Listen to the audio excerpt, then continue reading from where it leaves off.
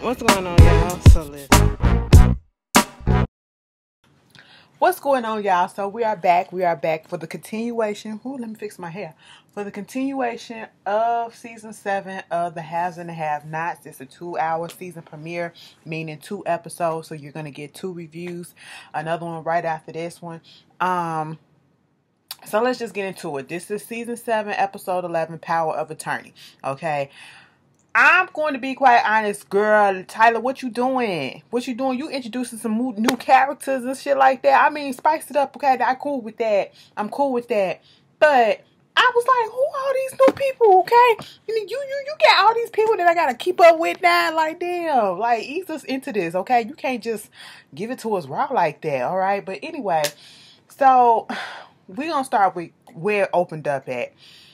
The last time we seen, and I truly don't remember everything that happened at the. I remember most stuff. Okay, so you guys gonna have to help me, refresh some of my memory, and some of it's coming back now that I'm looking at the episodes or whatever. But Wyatt and Catherine was in jail. Okay.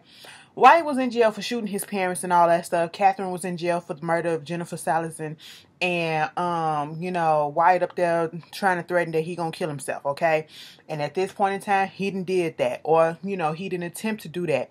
Wyatt is laying there on the floor in a pool of his own blood, just bleeding out, girl. Okay? Just bleeding out.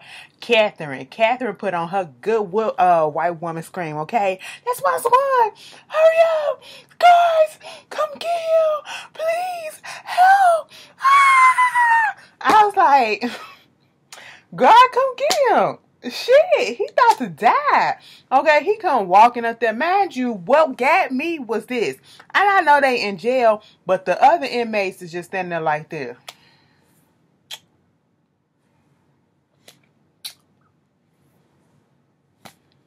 I said, ain't no urgency, ain't no, oh my God, ain't none of that, ain't no background noise. I said, y'all cold-blooded, y'all really don't care. Okay, the guard, the police officer, he come walking up so lackadaisical. Then when he finally see Wyatt, oh my God, we got to get an ambulance up in here, we got to get an ambulance.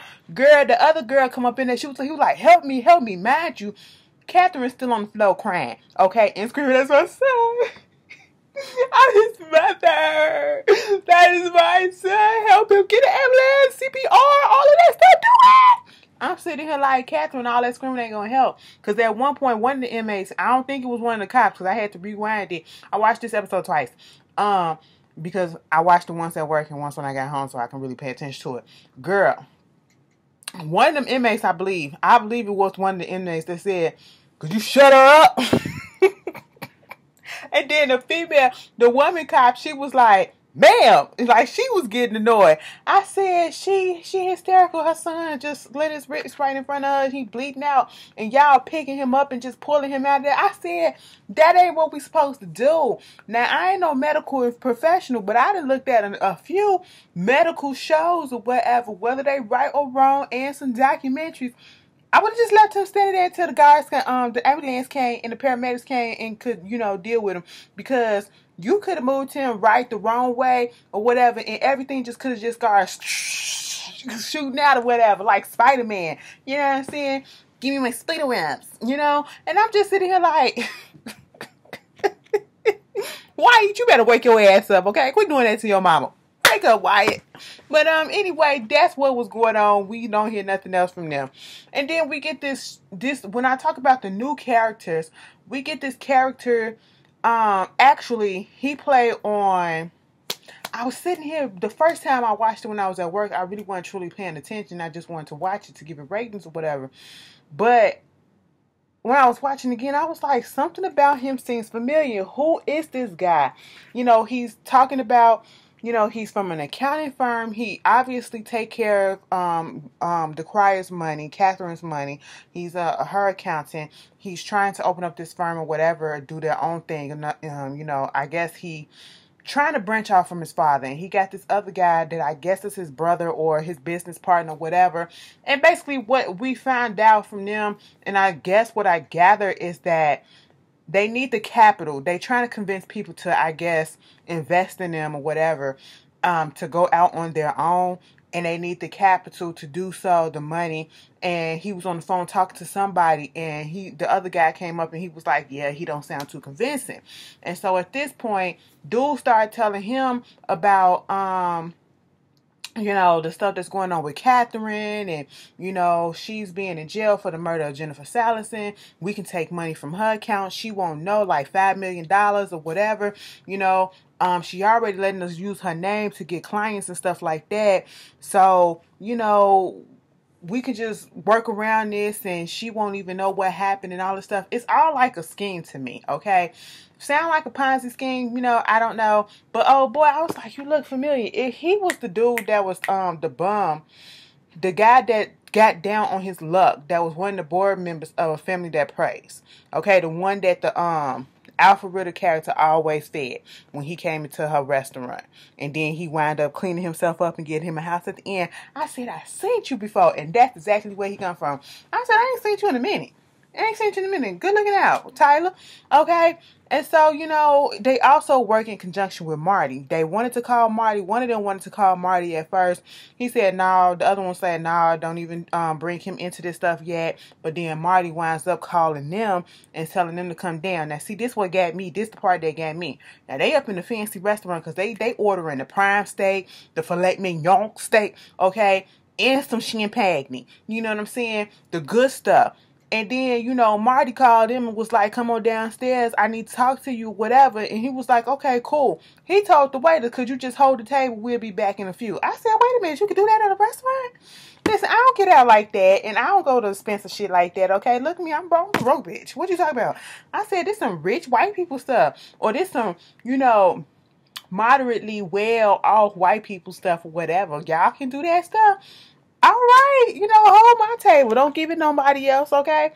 Mind you, they had just ordered their food. I said, must be nice. Anyway, moving on from that, that's what happened with Wyatt and Catherine and her little storyline. Then we get to this whole thing with Jeffrey.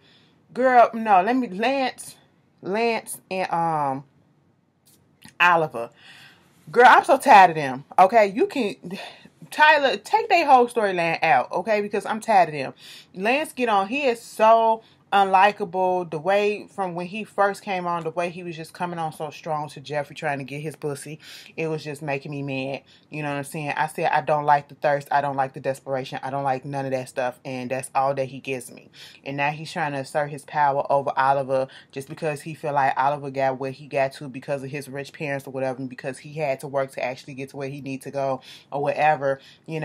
Oliver coming there playing games with him, got some information basically about Candace and the fact that she about to go and either go to Atlanta, Georgia or go to New York. Either way, she about to leave, okay? And of course, Landon. Did I call him Lance? Landon, he need this information. And so he gets on the phone and he calls and tries to get Candace put on a no-fly zone list. No-fly list. I said, ain't that about a bitch? Mind you, he been doing this before because old girl was like, didn't you do this for somebody else? He was like, that was my ex-boyfriend. I said, so you got mad at him and you put him on the no-fly list? Oh, you are such a punk. I don't like him at all, okay? There is nothing likable about him. And everything that I've seen him in, I just really, I don't know if I don't like the character or I don't like him. I can't put my finger on it. I don't know which one it is. Then Oliver, he talking on the phone to somebody. I said, was this the dude that Oliver was talking on the phone to? Was he the one that had Benny trapped downstairs in the basement or whatever? Was him? I'm trying to figure out the accent, girl. It's been a minute since we seen the show. I don't remember. But it's coming back to me.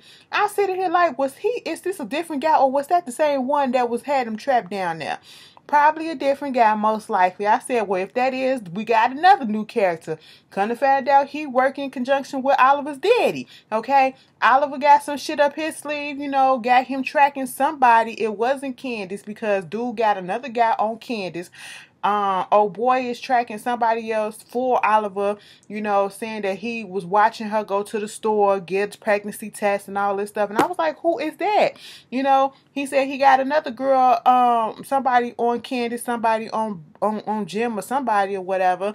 And I was just like, what is going on? And Landon come in there and basically called him out like, I'm watching you. He was like, listen, I'm watching you too. He said, well, you better be doing a better job watching me than you think that I am you, whatever, because I can see and pick up on your little daily habits that you're doing.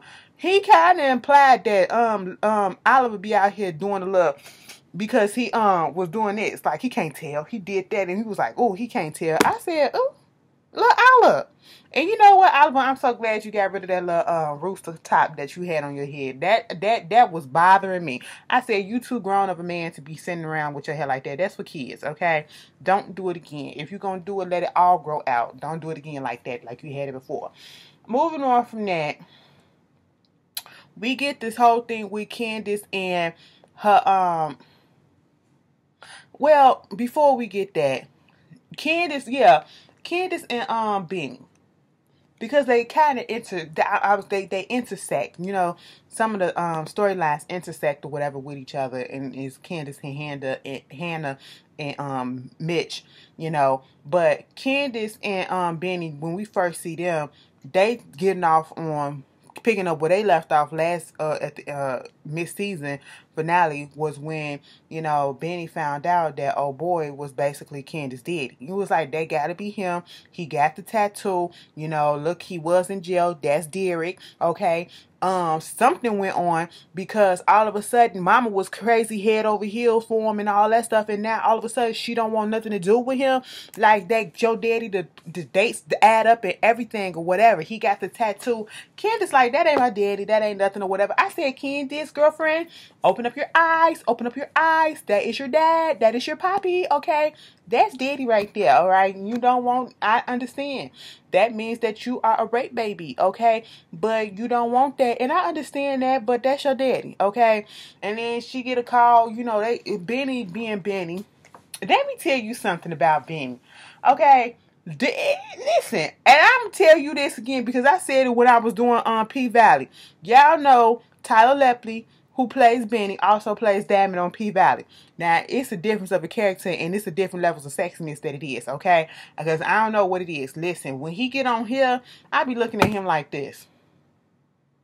Benny, you just dumb as shit. You know what I'm saying? Like, they got him playing dumb on here. I feel that way. And it's just not really appealing to me. But then when I sing to Miss Diamond, and especially when he choked that dude up on P-Valley, and he choked him up, I was like, damn. I don't even look at light-skinned people like that, but goddamn. Tyler, you be choking people up like that? It gave me that. Okay, y'all don't even like that type of shit, but, I mean, I do that shit to other people, but anyway, we ain't finna do that. Okay, let me tell you something. You get it. Let me stop. I was about to do something. We're not doing that these reviews, okay? We staying on track. Get to looking at Benny on here, girl. He go from Diamond to Benny, and I just be looking at Benny like, bruh, you are dumb, okay? What are you gonna do? I'm finna tell mommy. Mommy gotta know, okay? Mama, bring your ass down here. I said, wait a minute, mama ain't in the house, okay? Candace was like, okay, listen, I'm finna go to the airport. He was like, you ain't going nowhere. I said, oh, when he said that and he told her, you ain't going nowhere, you need to sit your ass down or some shit like that. I was sitting here like, okay, well, maybe, Benny. Let me tell you something. That forceful shit that ain't abusive, okay, and ain't disrespectful, that's some hot shit. That's some hot shit, girl. Let a bitch tell me that. Let a woman tell me that. Like, put me in my place, girl. You want me to what? You want me to what? Who you talking to? Bitch, I'm talking to you. Okay. All right. I was just making sure. I mean, I'm the only person up in here, but okay. But anyway, I was like, all right, Benny, tell her what she gonna do. And Hannah then took her ass down there to the bar. Okay, to the Iron Bone. I said, girl, not the racist bar. Mind you, right before we saw Hannah go down there, what's going on with them, Mitch was sitting down there with Uncle Vinny. I said Uncle Vinny done got shot in the neck and he all healed up. He healed up real quick, okay? Because it ain't been a year that passed, all right? It ain't even been a few months that passed. He healed up real quick. I said, Now, Wyatt shot your ass like 2 weeks ago when you magically healed up. Girl, all right. TV magic. But anyway, Uncle Vinny sitting there trying to figure out where you get the money. And here goes Sandy, the little cousin, the little scrawny cousin that think he all that or whatever, the little racist, the real racist. And he keep on saying, yeah, well, you get the money for that black, where the black one get the money. I said, what? We not finna do this. Mitch said, I told you what his name is. His name is Benny. He was like, yeah. And if you know what his name is, that's what you're going to call him. I was like, all right, Mitch, stand up for your friend, okay? You can't just say you an ally. You got to put some action behind that, And so that's what he doing. Okay, so he not here for the racism and all that stuff. That's why he don't want to be part of the family like that, because they crazy, And the uncle want to understand where you get the money from too, how dude get the money also, and how you get this new truck. Because Sandy bring up a truck. And, I think Candace gave them some money too, out of that $1 million or $8 million that she done took from Wyatt and Jim. Can't remember. Refresh my memory in the comments if you know. But she did give him a little something, I believe. And so he got him a little truck. And Uncle Vinny trying to understand because Sandy messy ass brought it up, trying to understand what's going on with that. And then, while he getting all these questions, next thing you know, some girl come in the club, looking for Sandy. And I said, who is that? Girl, Miss says, since you got it's so funny how you got a problem with the African Americans, but yet here you go dating one. And I said, see, because I remember somebody had, put that in the comments on something I was doing. Talking about, and it was like, how can somebody be racist if they dating somebody that's black or whatever? How can a white person be racist if they dating a black person or whatever and all this stuff? And I said, just like in slavery, just because, you racist, you fucking around with somebody a group of people that you racist with, don't mean that you're not a racist, okay? You can be racist and not like black people and still fuck them and be in a relationship with them. They just got an exception, and that's exactly what Sandy said. For her, I make an exception, okay? Girl, come to find out he crazy. He won't let her go. He's stalking her and everything and letting it be known that he keeping a track on her. Oh, I thought you was staying at your mama's house. Your car's still up in that driveway. It ain't been moving or whatever, so where you been at? She said, listen, bruh, I'm just down here to give you a restraining order. He was like, you only come down here because won't no other cops do it or whatever. You just doing it for yourself. But let me just tell you this. You're going to be at the crib when I come home and you're going to do what you usually do. She was like, listen, you ain't going to control me. He said you're going to be at the house, okay? I said, we don't like that. I said, baby girl, run, okay? Run. That's what you need to do, Mitch called him out about, threatening girls to get him to get his way with them or whatever, saying his Uncle Vinny gonna do something about it. Vinny don't even got time for that because he get a phone call that Grandma Rose and got arrested for a DUI. So him and Sandy go down there to see what's going on and leave Mitch alone at the bar. And that's when Hannah come in. Girl, Hannah come in on her high horse. She upset. Okay, she like, listen, where your family at? Okay, like I want to understand exactly what it is that they gonna do to get my keep my son safe. Okay, that's what I want you to do. You know what I'm saying? I said, Hannah, you can't come down here like this and you messing up stuff because there's a lot of stuff that's in play that I know you don't know about and you probably don't want to know about and you probably don't need to know about, but you about to mess some stuff up. Okay, so she wouldn't leave, and Mitch was trying to warn her, this is not the place for you like that. Okay. And, he winds up calling Benny and, telling him that, the mama is down there. So Benny and Candace come down there trying to get Hannah up out the bar. Hannah being so damn headstrong or whatever, if the Malones find out about this money, girl, they gonna be wanting some stuff or whatever. It's gonna be some drama and some mess or whatever. And Candace not trying to have that to happen, okay? Candace trying to get Hannah up out of there before some other mess happened. Candace get on the phone. She called somebody and she told Hannah, listen, they about to take your ass up out of here, okay? So you need to chill out on whatever it is you need to do. If you need to get out willingly or you gonna get taken out, okay? What's up? What's good? Meanwhile, when we get off of that, we get to Miss Veronica. Oh, did you think we was going to see Veronica on this first back episode? Oh, yes, we was going to see her. Veronica is alone in that big-ass house, you know, about to be alone in her thoughts and her feelings or whatever. She get her little drink. She in the kitchen looking out there at the pool. And she like, yeah, that's where that motherfucker did it at. Did it right there. Now, when she was saying that, we ain't see nothing in the pool. Next thing you know, she was like, what the fuck? Girl, why is old thug dude out there in the pool? You know, leader of the gang dude that was out there the last time we seen him. I can't remember his name. It'll come to me later. But she was like, what are you doing here? He said, I'm in your pool. The water's cool. Don't you want to get up in here? It's nice and warm. It's real good. Listen, I'm almost naked up in this pool. You should get in too. She said, first of all, I'm not getting back up in that pool. Let me tell you something. The way that Veronica talked down on black folks, especially black folks that's come from lesser means than her. Like, she feel like mamas didn't teach them how to bathe themselves and all that stuff. She wanted the little light-skinned boy that she was infatuated with when they was all them niggas was up in her house, and she told him to stay. She said, call him up and bring him over here, have him get in the pool to clean off, because that's some chlorine or whatever, and then have him come upstairs, okay? I said, oh, so wait a minute, it's about to be a gangbang that's about to happen? They're about to do a threesome or some shit, because he was like, yeah, I can call him up. Oh boy, got up out that pool because she threatened to throw some a hairdryer up in there and to electrocute his ass. But you know, he was like, you ain't what's happening with you, okay? Because you used to be so much more fun. He said, why don't you shut up and get on your knees? I said, oh. She said, bitch, who you talking to? He said, you know, because you the only one that used to do it the best like I like it. And she said, you know I am. I'm the best, okay? I'm good at what I do. I said, oh, you don't get lockjawed or nothing. Your gag reflex must be off the chain, Veronica. She said, baby, yes. I said, okay. Teach the girls, okay? Teach them.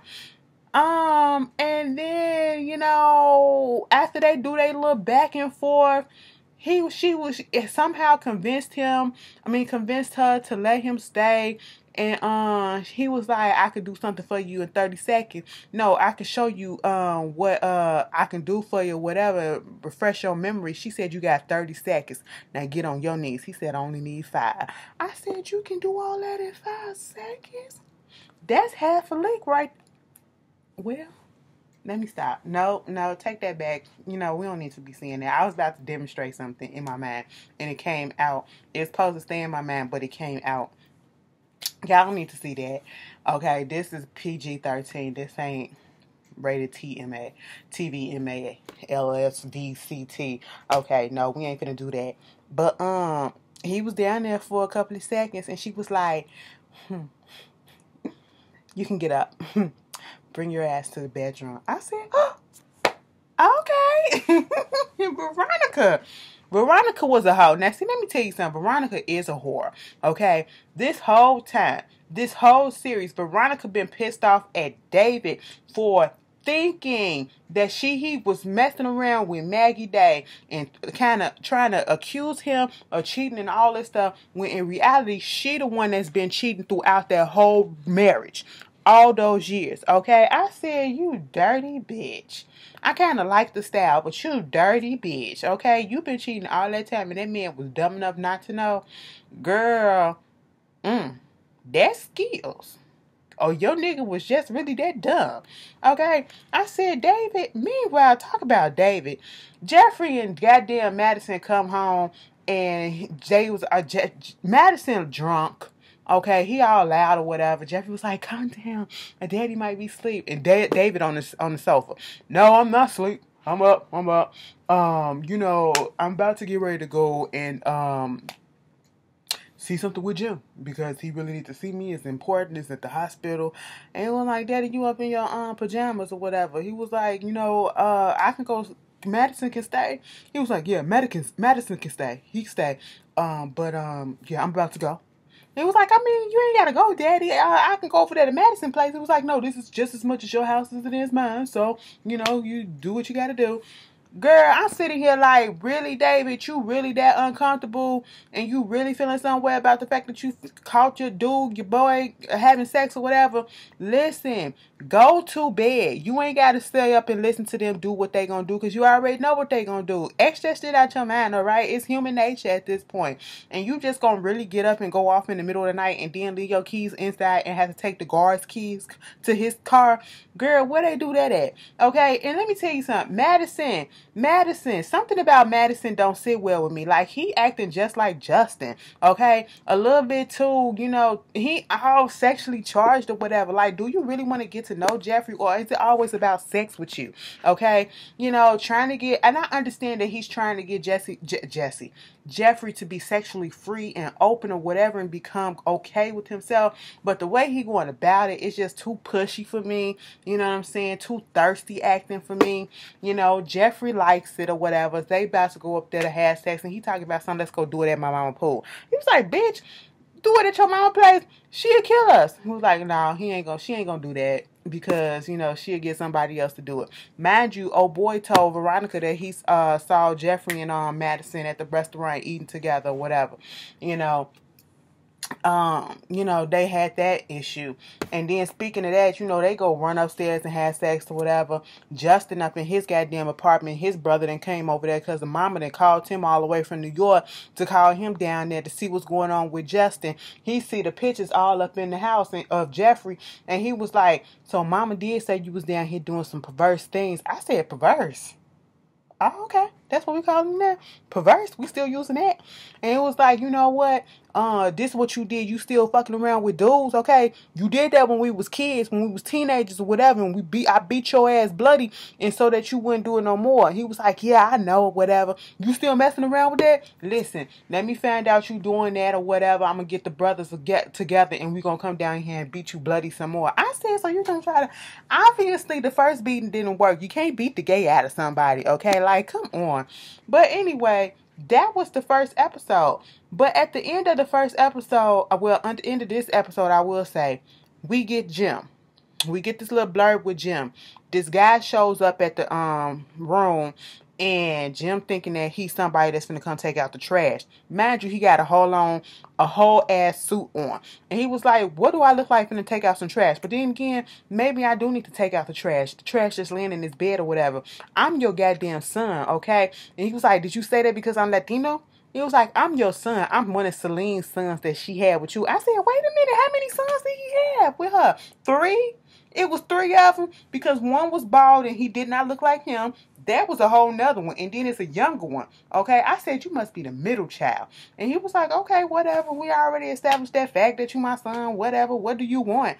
And it was like, you know, my mama be crying over you and all this stuff. Okay, yeah, mama's cries and all that stuff. Whatever. Woo, woo, woo. Oh, boy was like, you know what? F this. He got down and pulled out a gun and pointed it at Jim. I said, don't pull it if you ain't going to do nothing, okay? We ain't going to stand nothing. We pull triggers right away. Pop. You know what I'm saying? We pull it, pop at the same time. 1 second in between, okay? That's how you know you really about that. You know what I'm saying? We don't get them time to talk or whatever. That's not how you do that shit. I said, boy, you ain't finna do nothing. Go away before you get arrested. But that's how the episode ends. Y'all tell me how y'all feel, and I'll see y'all later. Peace.